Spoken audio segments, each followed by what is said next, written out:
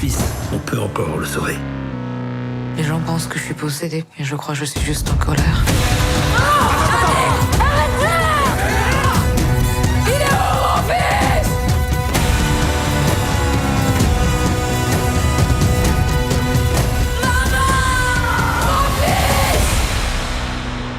Il faut pas toucher les filles. C'est dangereux. Bienvenue au Festival de Gérardmer, on continue notre poursuite des petits reportages vidéo avec Brice, et aujourd'hui on va vous parler de Rokia, de Saïd Belktibia, qu'on va interviewer d'ailleurs tout à l'heure.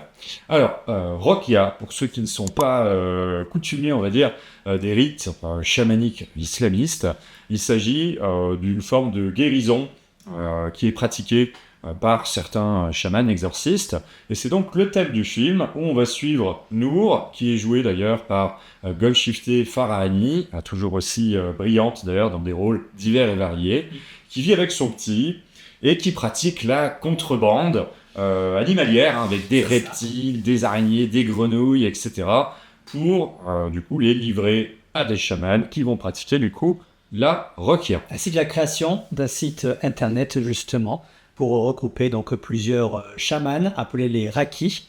Voilà. Et en fait, elle en fait la promotion. Et puis, c'est un peu comme de l'automédication. Donc, les gens vont sur cette application et trouvent un petit peu leur médecin pour, soit pour lutter contre la sorcellerie ou contre des djinns, par exemple. Après, on vous laissera le choix de découvrir le film pour ça. Alors, toi, qu'est-ce que tu en as pensé déjà, Brice, en termes de réalisation, de rythme, etc. Parce que c'est pas un thème qu'on a forcément l'habitude de voir, surtout dans le cadre aussi, il faut le dire, des cités. Donc c'est très cosmopolite, hein, c'est quelque chose que j'ai apprécié. Qu'est-ce que tu en as pensé, toi ? J'ai trouvé que c'était un très bon drame sociétal. Donc je vais volontairement masquer s'il y a ou non du fantastique dans cette œuvre, car ça serait vous gâcher beaucoup de plaisir. Mais on est vraiment en fait dans un drame qui aborde un thème très très peu finalement abordé au cinéma. Donc là, on peut parler de manière plus large de peut-être religion islamique, mais qui parle véritablement de tout ce qui est lié à la sorcellerie, aux croyances au sens très très large. Donc en fait, le film, là où il est intéressant, c'est qu'il montre que tout est sorcellerie. Là, par exemple, on vous influence d'une manière ou d'une autre sur ce qu'on pense sur un film, qui vous incitera peut-être ou pas à aller le voir. C'est une forme de sorcellerie. Et le film, en fait, explique très bien cela et montre à quel point la folie humaine peut être engrangée par n'importe quelle bêtise sur les réseaux sociaux ou le bouche à oreille.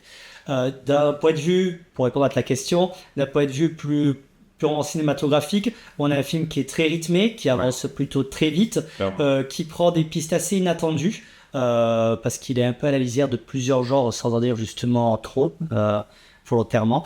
Et photographie, là pareil, au format scope, de très très belles scènes nocturnes. J'ai apprécié cet éclairage très orangé, très menaçant. Menace nocturne permanente qui n'est pas due en soi au temps, loin de là, mais à l'espèce humaine qui rôde autour du personnage principal. Et la photographie le décrit très très bien. Oui, il y a quelque chose qui est vraiment intéressant dans le film. Il est très noir, hein, mine de rien. Oui, ouais. C'est que les croyances se nourrissent évidemment de la crédulité des gens, mais essentiellement de la misère. Et donc le cadre de la cité est pas mal, parce qu'il y a, ça, on tombe pas du tout dans le pathos, hein, je précise. On est quand même sur l'un des réalisateurs, c'est son premier film, après un court-métrage qu'il avait fait, Ghetto Tube. On est sur un réalisateur qui fait partie du collectif Courtrage-Mais, donc il y a énormément d'humour, c'est ciselé, les dialogues, oui. Ça fait mouche direct, la relation, moi ça marche direct, ce genre de choses, entre la mère et la fille, il y a la mère et le petit, il y a une proximité très chouette. Il y a cette ambiguïté permanente de c'est une arnaqueuse avec le sourire, mais pas une arnaqueuse qu'on a envie de détester. Est-ce une Rocky ou une charlatane ? Voilà la question, c'est un peu ça. Il y a cette idée-là qui gravite tout au long du film, et il aborde aussi constamment les thèmes des réseaux sociaux, des téléphones qui sont omniprésents. Sorcellerie moderne, c'est clair. Oui. Croyance contre croyance, et qui occupe une place centrale, et qui d'ailleurs occupe une place, je trouve, de plus en plus centrale dans de nombreux films. On en parlera peut-être d'Urgis aussi, oui. Où le téléphone devient carrément, c'est une greffe quotidienne, et où chacun s'exprime, et où il peut y avoir des effets ratonnade, lynchage, qu'on connaît. On a souvent l'impression que c'est que dans des pays étrangers, Je pense par exemple à l'Inde où ils sont coutumiers de ce type de faits, des fois sur des cas adieux de viol collectif, ou de choses où il y a d'un coup une foule qui va s'emparer d'un sujet pour essayer finalement d'éliminer quelqu'un en faisant abstraction complète de la justice.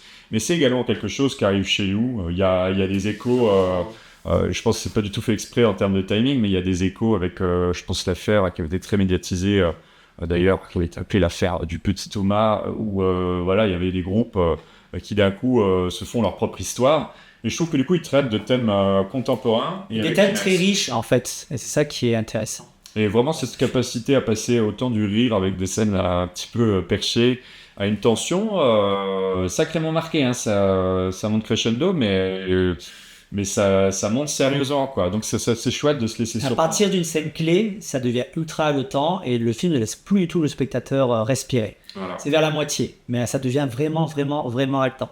On a senti d'ailleurs à la fin, la salle était assez soufflée, quoi. Les gens, la dernière scène d'ailleurs qui a une vraie pointe d'humour qui marche bien, parce que Ouais. les gens ont bien rigolé, Il y aura pas détend trop, un mais peu l'atmosphère, tout en laissant une espèce de doute planer sur certaines véracités, certaines croyances justement, et c'est très intéressant. Donc, on finit sur une note plutôt humoristique. Il aime bien switcher Ouais, entre l'humour exactement. et des choses un peu Mais trash. qui annule pas ce qu'on a vu avant, bien au contraire. Bien au contraire. Je pense d'ailleurs rien qu'à l'introduction, qui tout à fait. justement montre que ces croyances et cette crédulité qui annulent les gens, qui se font manipuler évidemment. Donc c'est vaudou, on est tous reçus dans notre boîte aux lettres. Moussa soigne peine de cœur, stérilité, tromperie, la totale, c'est toujours écrit de la même manière. Et pourtant, si je reçois dans ma boîte aux lettres, il semblerait que ça marche, d'une certaine Il manière. a l'air d'avoir effectivement une clientèle. Et pourtant, du coup, dès le début du film, dans cette séquence d'ouverture assez chouette, en fait, ils utilisent des vraies images d'archives Ouais. qui remontent des années 70 et parfois même avant, au début de la télé, mine de rien, où on parle finalement vaudou, chamanisme, exorcisme. Voilà, on espère qu'on vous a envoûté sur cette vidéo. Voilà. On n'y manque pas. Vous a influencé, on procède à de la sorcellerie. Voilà, Mac. c'est des influenceurs de bas niveau. Alors n'oubliez pas d'ailleurs, puisqu'on vient de vous faire une Inception bas du front, n'oubliez pas évidemment de commenter, de partager, de liker ou son contraire si vous n'avez pas aimé, car on aime bien les avis négatifs aussi, il n'y en a pas assez. Voilà, n'hésitez pas, et puis à bientôt sur Mag, on vous projette de nombreuses interviews, dont le réalisateur qui viendra prochainement sur notre chaîne. Allez, Allez, salut. à bientôt.